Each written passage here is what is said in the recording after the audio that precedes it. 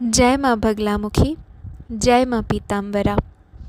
मैं मनीषा, माता की एक छोटी सी बेटी, आप सभी के सामने फिर से उपस्थित हुई हूँ अपनी साधना और आराधना के हेतु। मुझे जो अनुभूति हुई है, गुरु कृपा से जो शिक्षा प्राप्त हुई है, उसी से संबंधित कुछ निजी अनुभूति और कुछ गुरुत्वपूर्ण जानकारी के लिए मैं सभी के सामने फिर से उपस्थित हुई हूँ। यूँ तो मैं कुछ भी नहीं जानती थी अपनी जीवन में, साधारण सी सबके तरह ही अपना जीवन अतिवाहित कर रही थी। मुझे ना ज्ञान था ना विज्ञान पता था। ऐसे ही जीवन जब चलते जा रहा था, बहुत सारी प्रॉब्लम आ रही थी। धीरे धीरे मुझे एक जिज्ञासा उत्पन्न हुआ कि ये सब चीज़ें मेरे ही साथ क्यों हो रही है। जब जब मैं अपने आप को प्रश्न करती थी, तब तब मुझे कोई आंसर नहीं मिल पाता था, बल्कि मैं और ज़्यादा उलझ जाती थी। हर किसी को सामने देखती थी अपने अपने ज़िंदगी में बहुत खुश है, बहुत सक्सेसफुल है। क्यों मेरी ही ज़िंदगी में बार बार इतनी परेशानी, इतनी परीक्षाएं देनी पड़ती हैं? ये सवाल मेरे मन में हमेशा रहता था। पर एक वक्त ऐसा आया जब माँ स्वयं मुझे मेरे सारे प्रश्नों की उत्तर दे दी, और माँ ने खुद मुझे उस काबिल बनाया ताकि मैं आने वाले ज़िंदगी में और भी ज़्यादा किसी मुसीबत में ना पड़ूं, और अपनी जीवन का जो भी भोग है उसे बहुत अच्छी तरह बीत जाए मेरी जीवन। और सिर्फ जीवन बीतना नहीं, जीवन को धारण करना भी मेरे गुरुदेव भगवान ने मुझे सिखाया है। आज की चर्चा इस विषय पर आधारित है कि हम जब साधना में आते हैं तो हमें कुछ नियमों का पालन करना होता है। जैसे साधारण सी पूजा हम किसी भी तरीके से करते हैं, पर साधना हमें एक क्रम और एक पद्धति के अनुसार गुरु परंपरा से दीक्षित होने के बाद ही करना पड़ता है, जो मैं अपनी पिछली वीडियोस में भी आप सभी से साझा करी हूँ।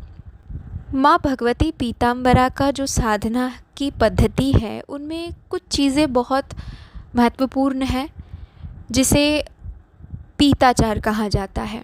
अर्थात पीले वस्त्रों का धारण करके साधना करना, पीली हल्दी का टीका लगाना, तिलक करना, माता रानी को पीली हल्दी चढ़ाना, पीले फल, पीले फूल का साधना और पूजा में प्रयोग में लाना, और पीली वस्तुएं अर्थात मिष्टान्न, फल आदि माता को अर्पित करना। क्योंकि माँ पीताम्बरा है और माँ को पीले चीज़ें बहुत पसंद है, तो ये है कुछ सामान्य सी जानकारी, पर बहुत ही ज़्यादा महत्वपूर्ण है ये।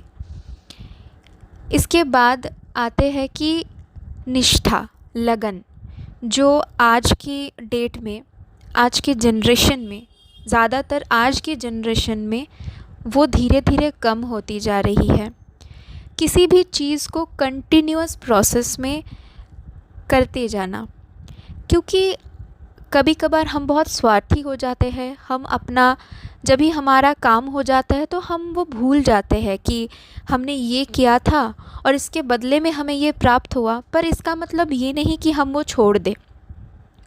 माँ एक ऐसी शक्ति है, जब माँ हमें अपने पास बुलाते हैं, हमें अपनी कृपा प्रदान करते हैं, उसके बदले में माँ को प्रेम करना बहुत ज़रूरी है। माँ के प्रति निष्ठा, माँ के प्रति भक्ति, उसे अपने दिल पर, अपने आत्मा पर बराबर तरीके से हमेशा के लिए रखना है।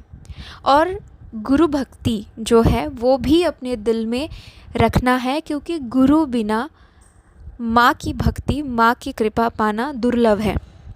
इसीलिए दस महाविद्या की जो साधना है, माँ बगलामुखी की जो साधना है, इसे गुरुमुखी साधना कहा जाता है।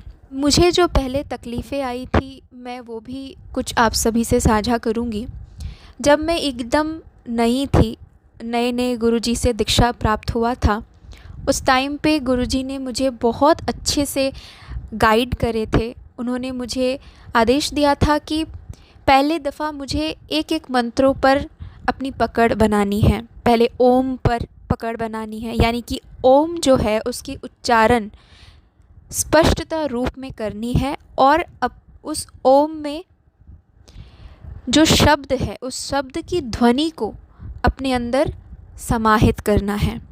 फिर आते हैं आगे सारे मंत्र। पर ये सब करने के लिए एक सुनिश्चित समय होता है, और हमें एकांत में बैठकर अपना ध्यान पूर्वक अपने अज्ञात चक्र में अपना ध्यान लगाकर ये सारे मंत्र को उच्चारण करना होता है और माँ की जप करना होती है। पर जब मैं एकदम नई थी तो मुझे एक माला भी ठीक से नहीं कर पाती थी। मुझे बहुत तकलीफ़ होता था कि मैं बैठ नहीं पाती थी, सही से उच्चारण नहीं कर पाती थी, मन नहीं लगता था, बहुत ज़्यादा विकट विकट चिंताएं आती थी, बहुत गलत विचार आता था, फिर बाधा विघ्न ये सब तो थे ही। ऐसा हर किसी के साथ होता है। जब हम किसी शक्ति के साथ जुड़ने की कोशिश करते हैं तो हमारे चारों तरफ जो हमारी नेगेटिविटी है वो हमें बाधा देने की कोशिश करता है, उसमें सब आ जाता है। जो मन है, बुद्धि है, अहंकार है, ये सब कुछ उसमें आ जाता है, तो हमें वो चीज़ नहीं हो पाता। पर अगर आपके पास एक सच्चा गुरु है, एक मार्गदर्शक है, अगर कोई आपको मार्गदर्शन करा रहे हैं और अगर वो आपके साथ खड़े हैं, आपके साधना में आपके साथ उनकी आशीर्वाद है, तो मैं 100% आप कह सकती हूँ कि एक दिन आप भी मेरे तरह एक माला से 5 माला, फिर 10 माला, फिर धीरे धीरे 33, 35 सब कर सकते हैं। मेरी बात थी जब मैं पहली बार आई थी, जब मैं पहली बार गुरुजी से मंत्र दीक्षा प्राप्त करी थी, तो मुझे एक माला करने में 1 घंटा लगता था। और क्योंकि मैं एक जॉब में हूँ, मेरा जॉब जो है वो कम से कम 8 घंटे का होता है, कभी कभार 10 घंटा हो जाता है, जाने आने मिला के लगभग 11 घंटे की मेरी जर्नी होती है। पूरा दिन मैं एंगेज रहती हूँ, फिर मेरे घर में आके मेरा घर का काम होता है, तो मैं एक व्यस्त ज़िंदगी से हमेशा से चलती आ रही हूँ। पर गुरुजी ने मुझे धीरे धीरे कैसे अपना टाइम मैनेज करते हुए, कैसे मंत्र को अपने मन ही मन जाप करते हुए उस मंत्र की शक्ति ऊर्जा को अपने अंदर समाहित करने के लिए पद्धति गुरुजी ने मुझे बताए। गुरुदेव भगवान की बहुत आभारी हूँ मैं कि उन्होंने मुझे इतने अच्छे तरीके से समझाए, इतने अच्छे तरीके से उनकी समझाने पर मेरे मनोबल बढ़ा, और मैं आज 1 माला से लेकर के 10 माला तक कर सकती हूँ। अगर मैं कर सकती हूँ तो हर कोई कर सकता है, पर आपके पास सही मार्गदर्शन की बहुत ज़रूरत है। अब दूसरी बात, जब हम माता की भक्ति करना शुरू करते हैं तो धीरे धीरे माता हमारी परीक्षा लेती है और हमारे जीवन में और भी ज़्यादा विकट परिस्थिति उत्पन्न हो जाता है। ये मेरी निजी अनुभूति है। जब मैं इतनी समस्याओं से घिरी थी, जब मैंने माता की जाप शुरू करी, धीरे धीरे मेरे जीवन में और परिस्थितियाँ विपरीत होता गया। मेरी जॉब चेंज हो गई, मेरी ट्रांसफ़र हो गया, मेरा बॉस चेंज हो गया, और मेरी जो कंफर्ट ज़ोन था, जहाँ पे मैं अपने आप को एक जगह मैं सोच ली थी कि ठीक है मैं इसी तरह अपना नाम जब कंप्लीट करूँगी, ये मेरी दिनचर्या होगा, सब कुछ बदल गया। मेरे जो उच्चाधिकारी थे वो मेरे साथ सही व्यवहार नहीं करने लगे। उनकी सही व्यवहार ना होने के कारण मेरे मनोबल और भी ज़्यादा बिगड़ती गई। चारों तरफ एक विपरीत परिस्थिति उत्पन्न हो गया। फिर मैं गुरुजी से फिर से मैं उन्होंने मेरा मार्गदर्शन करे और उन्होंने कहा कि ये सब परिस्थिति जो है ये माँ की ही परीक्षा है जो हमें देनी है और हमें आगे उतरना है। क्योंकि जब हम एक क्लास से दूसरे क्लास में जाते हैं तो हमें एक परीक्षा देनी ही होती है। ठीक उसी तरह जब आप धीरे धीरे साधना में आगे बढ़ेंगे तो आपको भी परीक्षा देनी होगी, पर इसका मतलब ये कतई नहीं है कि आप हार मान जाएं। जैसे हम हार नहीं मानेंगे तो उसके आगे माता की कृपा ज़रूर प्राप्त होगी, जैसे मुझे हुआ है, मेरे पूरे परिवार को हुआ है। कई बार माता के द्वारा मेरे जीवन में चमत्कार हुआ है। कई बार गुरुदेव जी के आशीर्वाद से मैं ऐसी ऐसी परिस्थिति से निकल आई हूँ कि जो मैं कभी सोच भी नहीं सकती थी। और जब आप गुरुजी के आदेश पर चलते हैं तो गुरुदेव भगवान भी आपके लिए अर्जी लगाते हैं माँ के पास, और उनकी साधन शक्ति, उनकी साधना बल इतनी तीव्र है, इतनी प्रबल है कि उससे आपकी गाड़ी और तेज़ से भागने लगती है। पर जब हम ये जीवन ना एक गाड़ी की तरह है, उसमें हम पेट्रोल डालते हैं और हम दुगनी रफ्तार से आगे बढ़ सकते हैं, पर अगर हम पेट्रोल नहीं डालेंगे तो हम रफ्तार से आगे नहीं बढ़ पाएंगे। और ये पेट्रोल जो है ये हमारे नाम की, हमारी जप की शक्ति है, और वो गुरुदेव भगवान की आशीर्वाद है जो आपके जीवन की इस गाड़ी को तेज़ रफ्तार से भगा सकता है। तो ये मेरी जीवन का कुछ निजी अनुभूति है, और आगे भी मैं आप सभी से साझा करूँगी कि कैसे माँ को अर्ज़ी लगाना होता है, कैसे हम अर्ज़ी लगा सकते हैं, और कैसे हम संकल्प लेकर के किसी कार्य सिद्धि के उद्देश्य में संकल्प लेकर के माँ के नामों का जाप करके, उनकी दशांश हवन करके कैसे हम अपने मनोकामनाओं को पूर्ण कर सकते हैं। इसके लिए आप मेरे साथ आगे भी जुड़े रहिए, और अगर आपको इससे भी ज़्यादा जानकारी चाहिए तो आप कृपया इस वीडियो को देखिए, और मेरे गुरुदेव भगवान के द्वारा बनाई हुई 100 से ज़्यादा वीडियोस चैनल में अवेलेबल है। चैनल का लिंक आपको डिस्क्रिप्शन बॉक्स में दे दिया जाएगा। आप वहाँ से चैनल को ओपन करके उन वीडियोस को आप देख सकते हैं, क्योंकि गुरुदेव जी सागर हैं, उनके पास ज्ञान की सागर है। मैं तो एक छोटी सी बेटी हूँ जो नई नई साधना में आई हूँ, और मुझे जितनी सी अनुभूति हो रही है मैं वही आप सभी से साझा कर रही हूँ। पर आप उनके वीडियोस को देखिए, जानकारी इकट्ठा कीजिए और माँ की भक्ति में आगे बढ़िए। और बगलामुखी शक्ति सिद्धपीठ, सावंगी जिला बैतूल, मध्य प्रदेश से जुड़ी हुई हूँ। वो मेरे गुरुदेव भगवान जी की साधन स्थली है। वो वहाँ पे माता की साधना करते हैं, उनकी सेवा करते हैं। आप चाहे तो सब हर कोई माता के दर्शन के लिए ज़रूर आ सकते हैं और गुरुदेव भगवान की आशीर्वाद भी प्राप्त कर सकते हैं, माता की कृपा भी प्राप्त कर सकते हैं। तो मैं आशा करती हूँ माँ के कृपा से आप सब लोग कुशल मंगल होंगे, और माँ की कृपा हमेशा आप सब लोगों पर बरसती रहे। जय माँ बगलामुखी, जय माँ पीताम्बरा, जय श्री महाकाल। जय माँ बगलामुखी, जय माँ पीताम्बरा। प्रिय भक्तजनों, जैसा कि आप सभी के बीच मनीषा द्वारा माँ बगलामुखी साधना के अनुभव आप सभी के बीच साझा किए जा रहे हैं। माँ पीताम्बरा साधना के अनुभव हर साधक के अलग अलग हो सकते हैं, क्योंकि हर साधक के जीवन में समस्याएं अलग अलग हैं।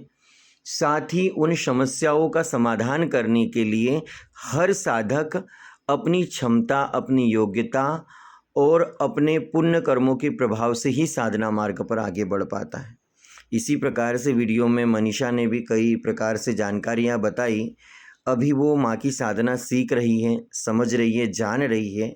उसे उस साधना का पूर्ण ज्ञान नहीं है, लेकिन फिर भी उसने बहुत ही बेहतर रूप से, बहुत सुंदर रूप से आप सभी के बीच सुझाव साझा किए कि माँ की साधना में एक माला वो कितने समय बाद करती थी, कितने समय बाद वो माला की स्पीड बढ़ाई, और गुरु का आशीर्वाद एक साधक के जीवन में किस प्रकार से महत्वपूर्ण होता है, या एक गुरु जो दिव्य गुरु होते हैं, सिद्ध गुरु होते हैं, उनके आशीर्वाद के बिना शिष्य का जीवन कैसे होता है। इसी प्रकार से मैं आप सभी भक्त लोगों को कहना चाहूँगा कि जैसे ही हम माँ भगवती से जुड़ते हैं, माँ भगवती की साधना करना चालू करते हैं, तो हमारे जीवन में समस्याएं भी आती है, लेकिन उन समस्याओं को आता देख हम हमारे साधना पथ पर अडिग रहते हैं। गुरु मार्गदर्शन में हम उस साधना में निरंतर बढ़ते चलते हैं। हमारे पास समय का अभाव हो सकता है, हमारे शरीर की क्षमता भी हमें कह सकते हैं कि तुम अभी अधिक साधना नहीं कर सकते हो, लेकिन आप धीरे धीरे प्रयास करिए। एक माला, उसके बाद 2 माला, फिर 10 माला, धीरे धीरे आपकी माला बढ़ाती जाइए। लेकिन गुरु अच्छा होगा, गुरु अच्छे होंगे, सिद्ध होंगे, दिव्य होंगे, तो आपके साधना मार्ग में आने वाली कठिनाइयाँ शून्य हो जाएंगी, क्योंकि महाविद्याओं की साधना गुरुमुखी साधना है।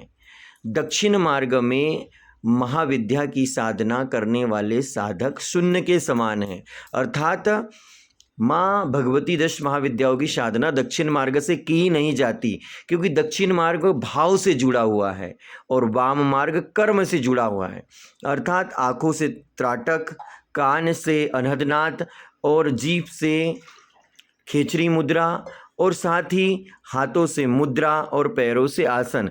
इस प्रकार से आप आपकी कर्मेंद्रिय और ज्ञानेंद्रियों के माध्यम से आप माँ भगवती बगलामुखी माँ की साधना पर आगे बढ़ सकते हो।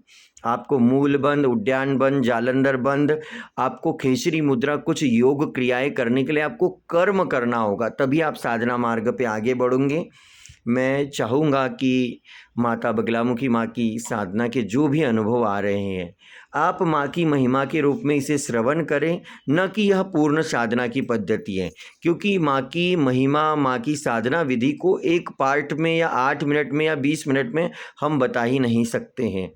माँ की महिमा का भंडार अनंत है। आप धीरे धीरे माँ की भक्ति में स्नान करते जाइए, धीरे धीरे गुरु चरणों में आप रहते हुए आगे बढ़ते जाइए। निश्चित ही आपके जीवन में माँ की कृपा होगी। सभी साधक भक्तों को जय माँ पीताम्बरा, जय माँ बगलामुखी, जय माता की।